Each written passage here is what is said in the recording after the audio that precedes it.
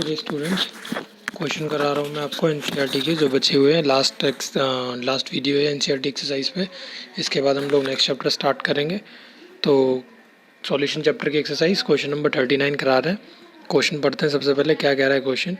The air is a mixture of number of gases, the major components are oxygen and nitrogen. Air जो है सबको पता है बहुत सारी गैसेज होती हैं एयर के अंदर, तो उसमें मेजर कॉम्पोनेंट क्या है, ऑक्सीजन और नाइट्रोजन है। प्रपोर्शन उनकी बता रखी है 20% एंड 79%।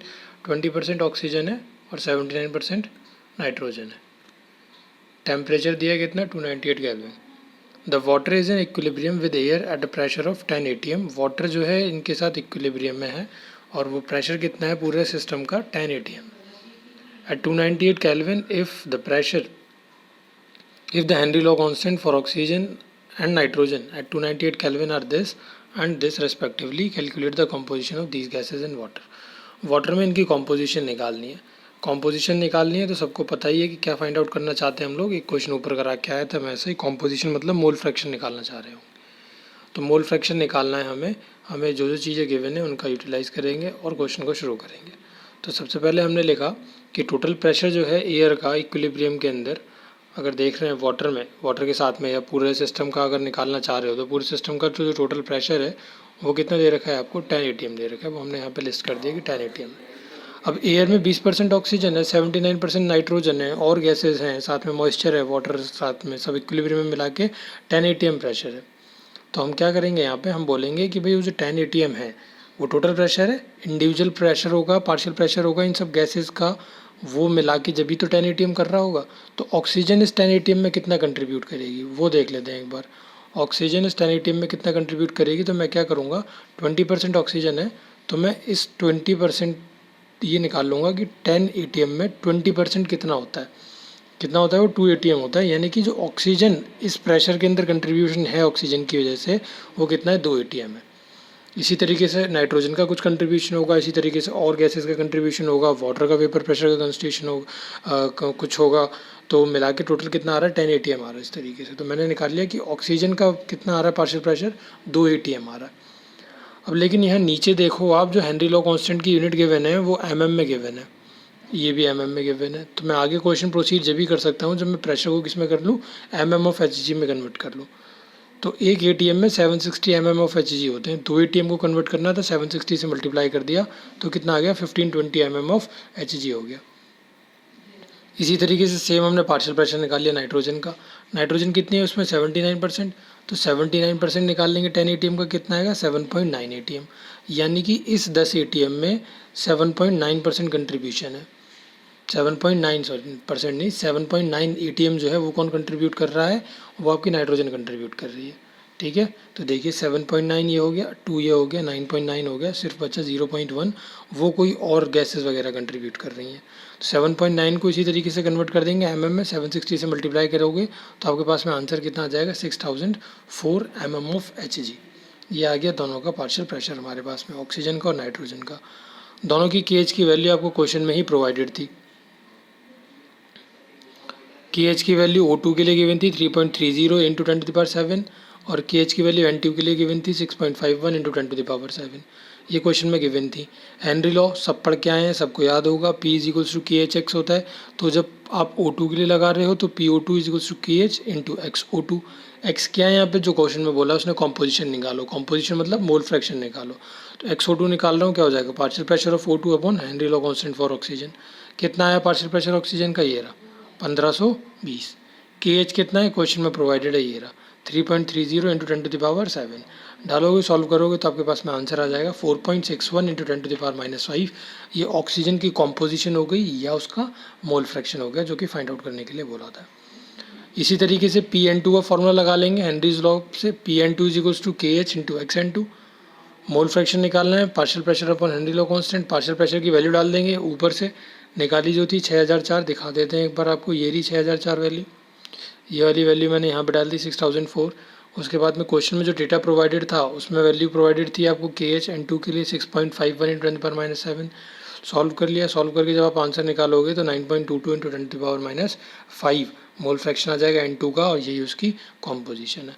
तो इस तरीके से हमने क्या कर दिया, आंसर निकाल के दिखा दिया। यहाँ पे 2 आंसर आ गए आपके O2 की कॉम्पोजिशन ये रही और इसकी N2 की कॉम्पोजिशन ये रही। इतना आसान क्वेश्चन था। चलिए नेक्स्ट क्वेश्चन नंबर 39 हो गया। क्वेश्चन नंबर 40 पे चलेंगे इसके बाद। इससे भी ज़्यादा आसान है क्वेश्चन नंबर 40। तो क्वेश्चन नंबर 40 में क्या कहा गया है कि determine the amount of CaCl2 dissolve in 2.5 litre of water such that its osmotic pressure is 0.75 atm at 27 degree Celsius. कह रहा है कि आपको क्या करना है, अमाउंट निकालना है CaCl2 का, मतलब ये निकालना है कितना CaCl2 जो आपको चाहिए होगा, जिसका वेंटो फैक्टर की वैल्यू आपको गिवन है 2.47। आपको वॉल्यूम भी गिवन है, उसे कितने वॉल्यूम में डिजोल्व कर रहा है, 2.5 लीटर ऑफ वाटर में डिजोल्व कर रहा है, ताकि उसका ऑस्मोटिक प्रेशर कितना हो जाए 0.75 atm हो जाए, और कितने टेम्परेचर पे 27 डिग्री सेल्सियस पे। ठीक है, चलिए फॉर्मूला लगाते हैं। पाई इक्वल्स टू ICRT, सबको पता है। कोलिगेटिव प्रॉपर्टीज़ के जितने भी फॉर्मूले बने थे उनमें आई आप इंक्लूड कर सकते हो। किन्हीं को कुछ बच्चों को प्रॉब्लम है कि पता नहीं कब आई आता है कब नहीं आता है, तो ये क्वेश्चंस ख़त्म हो जाए मैं उसके बाद वो प्रॉब्लम डाउट्स जो है वो बता दूंगा कि कब आप आई इंक्लूड करोगे कब नहीं इंक्लूड करोगे। आसान है समझना, कोई ज़्यादा बड़ी बात नहीं है क्वेश्चन में समझना। Pi is equals to ICRT। C की जगह क्या डाल देंगे हम, सी क्या है, concentration, number of moles of solute upon volume of solution in litre, ये फॉर्मूला पुट कर दिया मैंने सी की जगह पे। RT, इसके बाद में एन निकालना है, मैं नंबर ऑफ मोल्स से ही तो हम अमाउंट निकाल पाएंगे भाई, नंबर ऑफ मोल्स निकाल लेते हैं। उसके बाद नंबर ऑफ मोल्स का फॉर्मूला क्या होता है, गिवन मास अपॉन मोलर मास, वहाँ से गिवन मास निकाल लेंगे। तो उसके लिए पहले number of moles find out कर लेते हैं। नंबर ऑफ मोल्स के लिए फॉर्मूला बना लिया यहाँ पे, pi into V upon IRT। Values जो क्वेश्चन में प्रोवाइडेड थी सारी वैल्यूज डाल दी एक एक करके। देखिए सबसे पहले पाई की वैल्यू कितनी गिवन थी हमें, 0.75 atm, ये रहा क्वेश्चन में डाल दिया। उसके बाद वॉल्यूम कितनी थी 2.5 लीटर, ये रही क्वेश्चन में डाल दी। उसके बाद आई की वैल्यू कितनी थी, ये रही क्वेश्चन में 2.47 डाल दी। उसके बाद आर की वैल्यू सबको पता है 0.0821 होती है। बच्चे इसमें भी कंफ्यूज रहते हैं कौन सी वैल्यू कब डालनी है, आर की 0.0821 कब डालनी है, 0.083 कब डालनी है, 8.314 कब डालनी है। तो अलग अलग वैल्यूज़ हैं। इसके लिए भी मैंने एक आपको हेल्प करने के लिए टेबल बना दिया है इस वीडियो के नीचे लास्ट में, उसे मैं समझा दूंगा कि कब कौन सी वैल्यू आप आर की इंक्लूड करोगे। उसके बाद टेम्परेचर डाल दिया। टेम्परेचर क्वेश्चन में प्रोवाइडेड था आपको 27 डिग्री सेल्सियस, केल्विन में कन्वर्ट कर दिया, 300 केल्विन में डाल दिया। उसके बाद हमेशा क्योंकि केल्विन में डालते हैं, आर की यूनिट में जो टेम्परेचर होता है वो केल्विन में होता है, तो आप 11वीं क्लास में सीख के आए थे कि टेम्परेचर को हमेशा केल्विन में ही यूज़ करेंगे। सॉल्व करोगे, सॉल्व करके आंसर यहाँ से आपके पास में 0.08308 मोल्स आ जाएंगे। इतने मोल्स जो हैं वो प्रेजेंट हैं किसके, CaCl2 के। अब नंबर ऑफ मोल्स का फॉर्मूला क्या होता है, गिवन मास अपॉन मोलर मास। तो मैं पहले मोलर मास फाइंड आउट कर लेता हूँ। नंबर ऑफ मोल्स मैं निकाल चुका हूँ, मोलर मास यहाँ पे निकाल लिया मैंने, मोलर मास निकाल लिया। मोलर मास निकाल के क्या आ गया, 111 ग्राम पर मोल। अब मोलर मास निकालने के बाद में करना क्या है, नंबर ऑफ मोल्स का फॉर्मूला लगाना है, गिवन मास अपॉन मोलर मास होता है। मैंने क्या कर दिया, मुझे गिवन मास निकालना था, मोलर मास यहाँ मल्टीप्लाई में ले आया, मल्टीप्लाई में ले आए तो क्या हो जाएगा, उसके बाद मल्टीप्लाई कर देंगे और सॉल्व कर देंगे। 0.308 इंटू 111 करोगे तो 3.42 ग्राम आपके पास में क्या आ जाएगा, आंसर आ जाएगा। ये क्लियरली आप फाइंड आउट कर पाए हो कितनी आसानी से। आपको बस फार्मूला पता होना चाहिए था कि आप pi equals to ICRT, C concentration molarity होती है। इतना जिसको पता था वो इस क्वेश्चन को बड़े आसानी से कर सकता था। चलिए क्वेश्चन नंबर 40, इसके बाद एक और आपने क्वेश्चन डाउट में बताया था क्वेश्चन नंबर 41, उसे भी करा देते हैं। क्वेश्चन नंबर 41 में क्या कहा गया है, determine the osmotic pressure of a solution prepared by dissolving 25 milligram of K2SO4 in 2 liter of water at 25 degree Celsius assuming that it is completely dissociated। ये अज्यूम करके चलिए कि वो completely dissociate हुआ है, तो आपको ऑस्मोटिक प्रेशर मतलब जो अभी आप पीछे वाले फॉर्मूले में आपने पीछे कोई वाले क्वेश्चन में देखा, जो वैल्यू आपको गिवन थी 0.75 atm, वो वैल्यू आपको निकालनी है। मतलब ऑस्मोटिक प्रेशर आपको फाइंड आउट करना है। आपको कुछ वैल्यूज़ प्रोवाइडेड है यहाँ पे, इसका आपको दे रखा है कि कितना आप K2SO4 को डिजोल्व कर रहे हो, 25 मिलीग्राम डिजोल्व कर रहे हो, दैट मीन्स आपको मास प्रोवाइडेड है, आपको वॉल्यूम प्रोवाइडेड है 2 लीटर, आपको टेम्परेचर प्रोवाइडेड है 25 डिग्री सेल्सियस, और आपको ये मान के चलना है कि ये कम्प्लीटली डिसोशिएट हुआ है।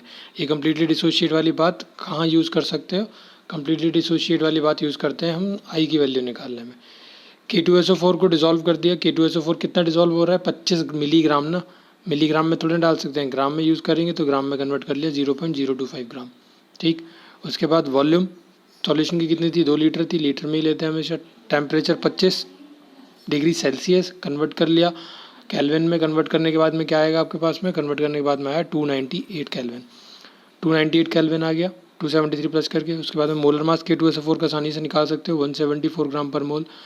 K2SO4 को अगर आप डिसोशिएट करते हो, उसने क्वेश्चन में बोला है ना कि ये मान के चलिए वो कम्प्लीटली डिसोशिएट हो रहा है, K2SO4 को आप डिसोशिएट करते हो तो डिसोशिएट करने के बाद क्या होगा, ये देखिए K2SO4 डिसोशिएट हुआ, क्या बना 2K positive plus SO4 2 negative. कितने नंबर ऑफ आयन्स बने, 2 आयन यहाँ बन रहे हैं और 1 आयन यहाँ बन रहा है। ये ध्यान रखिए, हमेशा ज़्यादातर क्वेश्चन आपको इसी तरीके के मिलते हैं कि कम्प्लीटली डिसोशिएशन देता है। अगर कम्प्लीटली डिसोशिएशन नहीं है तो आप आई की वैल्यू किस तरीके से कैलकुलेट करोगे। इस वीक में जो मैंने इस वीडियो में इससे पहली वीडियो आई थी उसमें क्वेश्चन कराए थे, उसमें आई की वैल्यू निकाल के दिखाई थी। कंसंट्रेशन आपको डालनी पड़ेगी, बाकायदा आपको अल्फ़ा की वैल्यू लेनी पड़ेगी, उसके बाद आप सॉल्व करोगे जब आप आई की वैल्यू निकाल सकते हो। लेकिन जब आपको क्वेश्चन में इतना आसान बना के दे दिया उसने कि कम्प्लीटली डिसोशिएटेड, तो आई की वैल्यू निकालना बहुत आसान है। कम्प्लीटली डिसोशिएटेड मतलब प्रोडक्ट में जितने भी आयन्स बन रहे होंगे वो उसके क्या हो जाएंगे, उसकी आई की वैल्यू हो जाएगी। यहाँ पे प्रोडक्ट में कितने आयन्स बन रहे हैं, देखिए 2 यहाँ बन रहे हैं, 1 यहाँ बन रहा है, तो मैं डायरेक्ट कह सकता हूँ आयन्स प्रोड्यूस कितने हैं, आयन्स प्रोड्यूस यहाँ पे 3 है, तो इसलिए आई की वैल्यू कितनी हो जाएगी, आई की वैल्यू 3 हो जाएगी। इतना आसान आई की वैल्यू को फाइंड आउट करना फॉर कंप्लीट डिसोशिएशन। ये ध्यान रखना, ये सिर्फ जब ही है जब आप कंप्लीट डिसोशिएशन की बात कर रहे हो। अगर कंप्लीट डिसोशिएशन नहीं बोल रहा क्वेश्चन में तो आप इसे यूज़ नहीं कर सकते तरीके को। आपको अल्फ़ा वाला और सी वाला फार्मूला जो थे, तरीका जो था के निकालना पुट करना, वो वाला यूज़ करना पड़ेगा। ठीक है, अब मैंने फार्मूला लगा दिया, pi is equals to ICRT, जो फार्मूला ऊपर यूज़ करा था। कंसंट्रेशन का फार्मूला वही, number of moles of solute upon volume solution in litre. Number of moles नहीं पता क्या होते हैं, number of moles given mass upon molar mass. Given mass किसका, सॉल्यूट का, तो इसलिए मैंने, जैसे हम पूरे चैप्टर में अभी तक करते आए हैं, W2 से डिनोट करते थे, तो वही मैंने यहाँ पे करा है। W2 क्या है, अमाउंट ऑफ सॉल्यूट, M2 क्या है, molar mass of solute, 1/V आ गया, यहाँ से अपॉन में चला गया, और RT यहाँ मल्टीप्लाई में आ गया। क्या करेंगे, एक एक करके वैल्यूज पुट करेंगे और कुछ नहीं करेंगे। आई की वैल्यू 3 डाल दी, W2 हमें पता था कितना दे रखा है, 0.025 ग्राम हो गया। उसके बाद मोलर मास हो गया 174 ग्राम पर मोल में। उसके बाद वॉल्यूम दे रखी है हमें 2 लीटर, डाल दी। आर की वैल्यू डाल दी 0.0821 और टेम्परेचर डाल दिया मैंने क्या 298 केल्विन। वैल्यू सारी पुट करने के बाद में आप सॉल्व करके आंसर आसानी से निकाल सकते हो। सॉल्व करने के बाद आंसर आपके पास में क्या आ जाएगा, 5.27 इंटू 10⁻³ ATM। उम्मीद करता हूँ ये भी क्वेश्चन समझ में आया होगा। आसान क्वेश्चन था, बस एक नई चीज़ थी इसके अंदर जो आपने यहाँ पे देखी, एसिड डिसोसिएशन वाली। ये एक चीज़ मैं और एक क्लियर कर दूंगा आगे। एक और क्वेश्चन मैंने लगाया 1 मार्क्स का, जैसे पिछली वीडियो में लगाया था, तो उससे क्लियर हो जाएगा कि आई की वैल्यू कैसे निकाल रहे हैं, और एक क्वेश्चन जैसे आपकी प्रैक्टिस हो जाएगी। इस तरीके के क्वेश्चन अभी जो एग्ज़ाम हुए थे 12th क्लास के केमिस्ट्री का बोर्ड का जो एग्ज़ाम हुआ था, उसमें भी 1-2 क्वेश्चन आए थे इस तरीके के। हर सेट में क्वेश्चंस थे कि आई की वैल्यू को कैलकुलेट करिए। आपको नाम दे रखा था, सॉल्ट का नाम दे रखा था कि ये सॉल्ट है, इसके लिए आई की वैल्यू को कैलकुलेट करिए, अज्यूमिंग दैट कम्प्लीटली डिसोशिएट हो रहा है। इस तरीके के क्वेश्चन थे 1 मार्क्स में, MCQ में थे, किसी में 1 वर्ड में थे, बट क्वेश्चन आए थे। तो हो सकता है क्वेश्चन आपके में भी आए, मतलब क्वेश्चन जो है वो इंपॉर्टेंट है। तो आप ये समझ के चलिए, कंप्लीट डिसोसिएशन में जितने आयन्स बन रहे हैं उतने ही आयन्स क्या होते हैं, उतना ही आई की वैल्यू होती है। बस एक दिन कंडीशन ध्यान रखनी है, फॉर कंप्लीट डिसोसिएशन। बार बार मैं इस चीज़ को रिपीट कर रहा हूँ, गलत मत कर देना। चलिए अब बात कर लेते हैं थोड़ी सी किसकी। ये एक क्वेश्चन बोला था मैंने भी कि एक एक्स्ट्रा क्वेश्चन करा रहा हूँ इसी तरीके का, कि जिससे आप एसिड आई की वैल्यू को निकालना अच्छे से समझ सको। क्वेश्चन में पूछा गया है कि वेंटॉफ फैक्टर जो था, डाइल्यूट सॉल्यूशन दे रखा है किसी का, उसके लिए वेंटॉफ फैक्टर बोला है निकालो, और सॉल्ट का नाम दिया है K3FeCN6। K3FeCN6। जब आप इसका डिसोसिएशन, भाई अज्यूमिंग 100% आयनाइजेशन, मतलब डिसोसिएशन जो हो रहा है वो 100% हो रहा है। इसका अगर आप डिसोसिएशन करते हो तो डिसोसिएशन करोगे तो क्या आएगा, K पॉजिटिव बनेंगे, कितने 3, और FeCN6 जो है आपका, ये किस में बन जाएगा, ये आपका आ जाएगा नेगेटिव चार्ज पे। FeCN6 इसी तरीके से रहेगा और इस पर क्या लग जाएगा, एक नेगेटिव चार्ज लग जाएगा। ठीक है, ये रिएक्शन होगी जब आप इसका डिसोसिएशन करोगे, तो ये 2 प्रोडक्ट्स बनेंगे आपके पास में। अब यहाँ पे देखो प्रोडक्ट्स ये 2 बन गए आपके पास में, 2 प्रोडक्ट्स बन गए। इनमें कितने आयन्स हैं, यहाँ पे कितने आयन हैं, 3 आयन है, और यहाँ पे कितने आयन है, कुछ नहीं लिखा, तो इसका मतलब क्या होता है 1, तो इसके पास में कितने आयन है, 1 आयन है। और कंप्लीट डिसोसिएशन बोला था उसने, तो 3 और 1 कितने हो गए, 4 हो गए। तो आप आंसर क्या लगा सकते हो, बी ऑप्शन लगा सकते हो आसानी से, कि क्या हो जाते हैं 4 जो है वो आपके आई की वैल्यू आ जाएगी, वेंटॉफ फैक्टर की वैल्यू, आई की वैल्यू 4 आ जाएगी यहाँ से, क्योंकि आयनाइज कर रहे हो आप तो 4 आयन्स प्रोड्यूस हो रहे हैं। इस तरीके से आप क्वेश्चन को कर सकते हो। ये देखिए इसका आंसर आ गया, आंसर में क्लियरली लिख के दिखा रखा है इसने, it dissociates to give 3 potassium ions and 1 FeCN6 ferrocyanide ion. 4 ion बन गए, तो इसलिए आई की वैल्यू कितनी हो गई, यहाँ पे 4 हो गई आई की वैल्यू। इस तरीके से मैंने एक एक्स्ट्रा क्वेश्चन बताया ताकि आपको ऊपर वाला क्वेश्चन और क्लैरिफाई हो सके। एक और एग्जांपल दे देते हैं, मान लो आपको NaCl के लिए बोलता है, बोला NaCl है, इसके लिए आपको क्या बताइए, आई की वैल्यू बताइए वेंट ऑफ फैक्टर की, अगर ये कंप्लीट डिसोशिएट हो रहा है, कंप्लीटली आयनाइज हो रहा है वाटर में डालने पे। तो क्या करेंगे, बहुत आसान है, डिसोसिएशन इसका तो लिखने की भी ज़रूरत नहीं है। NaCl को अगर आप डिसोशिएट करोगे तो क्या बनेगा, एक बनेगा Na पॉजिटिव और दूसरा क्या बनेगा साथ में Cl नेगेटिव। कितना बन रहा है Na पॉजिटिव, एक, Cl नेगेटिव कितना बन रहा है, एक। तो एक और एक कितने में लगा के कितने हो जाएंगे, दो। तो आई की वैल्यू वहाँ पे कितनी हो जाएगी, NaCl के लिए आई की वैल्यू हो जाएगी NaCl के लिए दो। इस तरीके से आप क्या कर सकते हो, आसानी से फाइंड आउट कर सकते हो आई की वैल्यू, जिस केस में भी कम्प्लीटली डिसोसिएशन दिया हुआ है। जिस केस में कंप्लीट डिसोसिएशन नहीं है वहाँ कैसे निकालोगे, प्रीवियस वीडियो को देख के आओ जिसमें क्वेश्चंस कराए हैं, वहाँ से आपको क्लियर हो जाएगा। चलिए, आई की वैल्यू वाली बात क्लियर हो गई।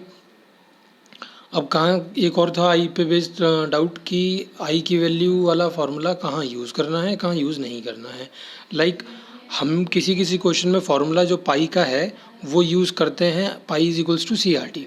ठीक है, देखा होगा आप लोगों ने अगर एक्सरसाइज करी होगी किसी ने ईमानदारी से तो। और दूसरी कहीं कहीं हम लोग यूज़ कर रहे हैं पाई का formula is equals to ICRT, जो अभी मैं ऊपर यूज़ करके आया हूँ, ICRT। तो अब बात ये आती है, क्वेश्चन ये आता है, मुद्दा ये उठता है कि कब हम इसे यूज़ करें और कब इस फार्मूले को यूज़ करें। कैसे समझ में आएगा हमें कि कब आई इंक्लूड करना है, कब नहीं इंक्लूड करना है। तो इस क्वेश्चन का आंसर जो है आपके क्वेश्चन में ही छुपा होता है। आप क्वेश्चन पे पहुंचिए, जो क्वेश्चन अभी जिनमें हमने आई इंक्लूड कर करके क्वेश्चन को करा है उन क्वेश्चंस पे ही पहुंचिए और देखिए, यह क्वेश्चन में साफ साफ बोला गया है कि जो आपका K2SO4 है उसका डिसोसिएशन हो रहा है। ठीक है, आपने किसी भी कोलिगेटिव प्रॉपर्टी में डिसोसिएशन वगैरह पढ़ा था, नहीं पढ़ा था ना भाई। Pi is equals to CRT पढ़ लिया था, नॉर्मल ऑस्मोटिक प्रेशर निकालना पड़ा था। किसी सॉल्ट के लिए डिसोसिएशन हमने कहाँ पढ़ा था, आई में पढ़ा था, वेंट ऑफ फैक्टर वाले केस में। तो जहाँ कहीं भी सॉल्ट की बात आ जाती है क्लियरली दिख जाएगा आपको K2SO4 है, NaCl है, या जिस तरीके से अभी वो दिया था K4FeCN, K3FeCN6 है, इस तरीके का कुछ भी है, उसका अगर डिसोसिएशन हो रहा है, आयनाइजेशन हो रहा है, जहाँ कहीं भी आयनाइजेशन या डिसोसिएशन जैसा वर्ड आ गया या इस तरीके के सॉल्ट का इस्तेमाल किया जा रहा है क्वेश्चन के अंदर, और आपसे उन चारों कोलिगेटिव प्रॉपर्टी में से कोई एक कोलिगेटिव प्रॉपर्टी पूछ रहा है, आपको क्या करना है, आंखें बंद करके आई को इंक्लूड कर देना है फार्मूले में। चारों कोलिगेटिव प्रॉपर्टी में आई जो है वो इंक्लूड हो जाता है on right hand side. Pi is equals to ICRT, del TF is equals to IKFM, del TB is equals to IKBM, इस तरीके से सब में इंक्लूड हो जाएगा आई की वैल्यू। और देखिए, इससे ऊपर जो क्वेश्चन कराया था उसमें भी हमने आई की वैल्यू को इंक्लूड किया था, उसमें भी क्लियर कर देते हैं। यहाँ भी pi is equals to ICRT formula लगाया था। क्यों लगाया भाई ICRT, यहाँ तो पहली बात तो कि क्वेश्चन से ही क्लियर है आई की वैल्यू गिवन थी, मत भी गिवन होती आई की वैल्यू, मान लो कुछ और करा रहा होता क्वेश्चन में तो कैसे करूँगा। CaCl2 की बात चल रही है, CaCl2 क्या है, पानी में डिसॉल्व करा गया है। CaCl2 क्या होता है, एक सॉल्ट है। ठीक है, कैल्शियम क्लोराइड एक सॉल्ट है जो पानी में डिसॉल्व कर रहा हूँ, मैं पानी में डिसॉल्व कर रहा हूँ किसी सॉल्ट को, तो क्या होगा, वो डिसोशिएट हो जाएगा, आयंस प्रोड्यूस कर देगा। ये कैसे आयंस प्रोड्यूस करेगा, Ca पे 2 पॉजिटिव और 2 Cl नेगेटिव, इतने आयंस प्रोड्यूस करेगा। ठीक है, लेकिन यहाँ कंप्लीट डिसोसिएशन वगैरह वाली कोई बात नहीं है, इसलिए हम आई की वैल्यू 3 नहीं ले रहे। आई की वैल्यू देखिए 2.47 है, वो किसी और डेटा से निकाली गई वैल्यू है, आपको क्वेश्चन में प्रोवाइडेड है, आपको टेंशन लेने की जरूरत नहीं है कि कहाँ से आई कैसे आई। कंप्लीट डिसोसिएशन नहीं है इसलिए 3 नहीं आ रही है वैल्यू, कंप्लीटली डिसोशिएट नहीं हो रहा होगा, CaCl2 कुछ बच जा रहा होगा। लेकिन यहाँ से ये क्लियर होता है कि यहाँ पानी में डालने के बाद ये डिसोशिएट हो रहा है, डिजोल्व हो रहा है। डिसोशिएशन, आयनाइजेशन, अभी 2 वर्ड बताए, इस तरीके का कोई भी वर्ड भले ही क्वेश्चन में छुपा हुआ हो या क्लियरली लिखा हुआ हो, आपको बस ये फाइंड आउट करना है। जैसे आपने ये ढूंढ लिया, आपको पता चल जाएगा आपको आई इंक्लूड करना है या नहीं करना। ठीक है, आप जो ऊपर क्वेश्चन करके आए थे, एक और क्वेश्चन था ऑस्मोटिक प्रेशर पे बेस्ड, वहाँ आपने क्लियरली देखा था कि कोई बात हो ही नहीं रही थी वहाँ पे किसी भी तरीके की सॉल्ट वगैरह की। तो आप वहाँ पे आई इंक्लूड करके करोगे भी क्या, जब किसी चीज़ का डिसोसिएशन नहीं हो रहा। हमने वेंट ऑफ फैक्टर जब भी पढ़ा था, जब किसी चीज़ का डिसोसिएशन या आयनाइजेशन वाली चीज़ें होंगी सॉल्ट की, तो हम इन फार्मूले में आई की वैल्यू को इंक्लूड कर लेंगे। चलिए ठीक है, इतना क्लियर। और उसके बाद में एक और चीज़ जो मैंने अभी यहाँ लास्ट में बताने के लिए वीडियो में छोड़ दी थी कि आर की वैल्यू समझ में नहीं आता बच्चों को, कि कुछ बच्चे डाउट में होंगे कि यहाँ पे हमने आर की वैल्यू को 0.0821 क्यों लिया। आप 11वीं क्लास में ऑल तो इस चीज़ को पढ़ के आए होंगे, ठीक है, लेकिन 11वीं क्लास में पढ़ता कौन है वो तो सबको पता है, सब भूल गए होंगे। कहीं कहीं आर की वैल्यू को ये भी ले लिया जाता है 8.314, है ना, कहीं कहीं आर की वैल्यू ये भी होती है 0.083। ये क्यों नहीं ली वैल्यू हमने यहाँ पे, ये वाली वैल्यू क्यों नहीं ली, ये वाली वैल्यू क्यों नहीं ली, यही वैल्यू क्यों ली है। कहीं कहीं आर की वैल्यू ये भी होती है 1.99, ये वाली वैल्यू क्यों नहीं ली हमने यहाँ पे, ये वाली वैल्यू क्यों ली 0.0821। इन सब चीज़ों को क्लियर करने के लिए लास्ट में चलते हैं हम इस अपने नोट्स के। यहाँ पे ये टेबल अटैच की है मैंने बना के, क्लियर करने के लिए आपको कि किस तरीके से कौन सी यूनिट जो है वो कब आप यूज़ करोगे। इसमें सारी वैल्यू ऑलमोस्ट लिस्ट कर दी है मैंने, जो मोस्ट कॉमनली यूज़ होने वाली थी। चार वैल्यू है, एक वैल्यू इंक्लूड करनी भूल गए थे इसके अंदर, वो भी बता देंगे लास्ट में जब पहले टेबल ख़त्म कर लेते हैं, समझ लेते हैं किस तरीके से क्या क्या चीज़ें। देखिए, अगर आपको प्रेशर गिवन है एटीएम के अंदर और वॉल्यूम गिवन है लीटर के अंदर, ध्यान रखिएगा वॉल्यूम अलग अलग भी होंगी, वॉल्यूम लीटर में अलग अलग भी रहेंगी, मतलब सेम भी रहेंगी, लेकिन प्रेशर पे भी ध्यान देने वाली बात है। वॉल्यूम लीटर में है और प्रेशर एटीएम में है, तो आप इस वैल्यू के अलावा कोई वैल्यू यूज़ नहीं कर सकते। 0.0821 एक इकलौती वैल्यू है जिसमें आप एटीएम को इंक्लूड करते हो, यानी कि क्वेश्चन में आपको प्रोवाइडेड है प्रेशर की यूनिट एटीएम, तो आप 0.0821 यूज़ करोगे। हमारे ऊपर दोनों क्वेश्चन में नहीं, मैं बताऊँगा एक क्वेश्चन में। देखिए ये जो इससे ऊपर वाला क्वेश्चन था, ये वाला क्वेश्चन, इसमें देखिए प्रेशर की यूनिट जो है वो एटीएम में गिवन है एटीएम में, इसलिए मैंने क्या यूज़ करा है 0.0821 यूज़ करा है, समझ गए। लेकिन यहाँ पे कोई वैल्यू गिवन नहीं थी, यहाँ पे तो वॉल्यूम की वैल्यू गिवन है भाई, लीटर में वॉल्यूम है, प्रेशर तो हमें गिवन ही नहीं है, प्रेशर तो हम फाइंड आउट करना चाह रहे हैं, ठीक है, प्रेशर तो हमें निकालना है, तो प्रेशर निकालना है तो भाई आपके ऊपर डिपेंड करता है। अब लीटर के लिए दो केसेस थे वहाँ पे, देखिए टेबल में अगर चलेंगे तो अभी दिखा दूंगा मैं। तो अगर आप लीटर में प्रेशर की बार वाली यूनिट डालते हो तो आंसर आपका बार में आ जाएगा। यहाँ पे जो आंसर मेरा एटीएम में आ रहा है, लेकिन मैंने क्या करा है, मैंने आर की वैल्यू कौन सी डाली है 0.0821, वो क्या है कि प्रेशर एटीएम में होगा और वॉल्यूम लीटर में होगी, तो इसलिए आंसर मेरा किस में आ गया, ऑटोमेटिकली एटीएम में आ गया। मैं इस वाली वैल्यू को भी सब्स्टिट्यूट कर सकता था यहाँ पे, इस वाली वैल्यू को 0.0831 वाली, ये वाली वैल्यू भी मैं ऊपर वाले क्वेश्चन में जो अभी दिखा रहा था आपको वो यूज़ कर सकता था, लेकिन वहाँ जो आंसर मेरा आएगा वो किस में आ जाएगा, फिर प्रेशर बार में आ जाएगा। I hope everybody would have understood this. मतलब अगर प्रेशर की यूनिट बार है, क्वेश्चन में, वॉल्यूम की यूनिट लीटर है क्वेश्चन में, तो आप 0.0831 यूज़ करोगे और कोई वैल्यू आप यूज़ नहीं कर सकते। आप यूज़ करोगे तो आप अपना गलत आंसर निकालोगे, आप खुद रिस्पॉन्सिबल होगे उसके लिए, ठीक है। प्रेशर न्यूटन मीटर स्क्वायर में गिवन है, newton metre square inverse. Newton metre square inverse का मतलब क्या होता है, प्रेशर की ऐसा यूनिट क्या होती है, पास्कल। तो न्यूटन मीटर स्क्वायर कुछ नहीं है, पास्कल ही है, ठीक है। तो वो जो इंक्लूड करनी भूल गया हूँ मैं, वो कुछ नहीं है, वो पास्कल वाली ही है, वो इसी में समझा देते हैं। अगर आपका प्रेशर जो है वो पास्कल में गिवन है और वॉल्यूम जो है वो सेंटीमीटर क्यूब में गिवन है, किसी किसी क्वेश्चन में ऐसा होता है वॉल्यूम सेंटीमीटर क्यूब में गिवन होती है, तो आप ये वाली वैल्यू को यूज़ करोगे। किसको यूज़ करोगे, इस वैल्यू को यूज़ करोगे। कुछ बच्चे कहेंगे भैया वॉल्यूम तो डेसीमीटर क्यूब में भी गिवन होती है, तो उसके लिए भी अलग फार्मूला होगा क्या, कि नहीं, बिल्कुल नहीं होगा भाई। डेसीमीटर क्यूब में गिवन है तो आप उसे सेंटीमीटर क्यूब में कन्वर्ट कर लीजिए ना। अगर आपका डेसीमीटर क्यूब में वॉल्यूम है मान लो, ठीक है, और आपका प्रेशर दे रखा है उसने पास्कल में, तो उसे सेंटीमीटर क्यूब में कन्वर्ट कर लो। वॉल्यूम डेसीमीटर क्यूब में गिवन है, प्रेशर दे रखा है एटीएम में, तो वॉल्यूम को लीटर में कन्वर्ट कर लो, ठीक है, वॉल्यूम को लीटर में कन्वर्ट कर लो और ये वाली वैल्यू डाल दो, और वॉल्यूम की जगह जो सब वैल्यू सब्स्टिट्यूट करोगे वो लीटर में जो आपने कन्वर्जन करा है वो वैल्यू सब्स्टिट्यूट कर देना। कितना आसान है समझना। अगला लास्ट वैल्यू आर की क्या हो सकती है, 1.99 हो सकती है। 1.99 कब यूज़ होगी, जब प्रेशर की यूनिट डाइंस पर सेंटीमीटर स्क्वायर होगी, डाइंस पर सेंटीमीटर स्क्वायर होगी, वॉल्यूम की यूनिट सेंटीमीटर क्यूब होगी, तो आप इसकी यूनिट 1.99 ले लोगे। ये बहुत रेयरली यूज़ होने वाला है, बहुत रेयरली यूज़ होने वाली चीज़ें हैं, तो आपको ज़रूरी नहीं है ये वाली चीज़ याद रखनी, ये हार्डली कभी यूज़ होगा। आप इन तीनों को याद रखिएगा, क्योंकि आगे चल के भी कहीं कहीं आपको वैसे बहुत ज़्यादा ज़रूरत तो नहीं पड़ने वाली इन चीज़ों की 12th क्लास में, लेकिन कहीं थोड़ी बहुत ज़रूरत पड़ेगी। सॉल्यूशन चैप्टर में सबसे ज़्यादा ज़रूरत है, तो उसके लिए, और सॉल्यूशन चैप्टर का एक न्यूमेरिकल फिक्स है, एक न्यूमेरिकल एक से ज़्यादा हो सकता है लेकिन एक से कम नहीं हो सकता आपके बोर्ड के एग्ज़ाम के अंदर। तो उसमें आर की वैल्यू अगर इंक्लूड हो गई तो बच्चे कन्फ्यूज़ हो जाते हैं कौन सी वैल्यू हम पुट करें। ऑफन जो क्वेश्चन पेपर में डेटा होता है उसमें भी प्रोवाइडेड नहीं होती हैं ये वैल्यूज़। तो आप समझ गए होंगे अब कि किस तरीके से क्या क्या वैल्यू यूज़ करनी है, कब कौन सी वैल्यू को पुट करना है। सारे क्वेश्चन समझ में आ गए होंगे। ये एक एक्स्ट्रा क्वेश्चन जो बताया गया था ये हेल्पफुल रहा हो आपके लिए, उम्मीद करता हूँ, जिससे आपको बोर्ड में क्या पता इस तरीके के कुछ क्वेश्चन मिल जाएँ। क्वेश्चन नंबर 39, क्वेश्चन नंबर 40 और क्वेश्चन नंबर 41 ये मैंने कराए हैं। आप स्क्रीनशॉट ले सकते हो, अपनी नोटबुक में नोट कर सकते हो आराम से इन्हें, और उसके बाद में हम लोग नेक्स्ट चैप्टर स्टार्ट करेंगे। मिलेंगे फिर आपसे नेक्स्ट वीडियो के अंदर। चलिए, अगर वीडियो आपको अच्छी लगी हो तो लाइक करना, शेयर करना अपने फ्रेंड्स के साथ में, जिससे उन्हें कोई डाउट्स हो तो आप एनसीईआरटी एक्सरसाइज में नीचे कमेंट भी करके बता सकते हो वीडियो के नीचे, कोई सा भी क्वेश्चन पूरे सॉल्यूशन चैप्टर के अंदर जो भी नहीं आ रहा हो आपको। तो जो ज़्यादा क्वेश्चन अगर मेरे पास डाउट्स में आएंगे वो उन क्वेश्चन की मैं वीडियो बना दूंगा आपके लिए। आप कमेंट करिए, बस जैसे आप कमेंट करेंगे वीडियो तुरंत आ जाएगी। उसके बाद चलिए नेक्स्ट चैप्टर की वीडियो में मिलते हैं उसके बाद। Okay, take care of yourself, bye bye.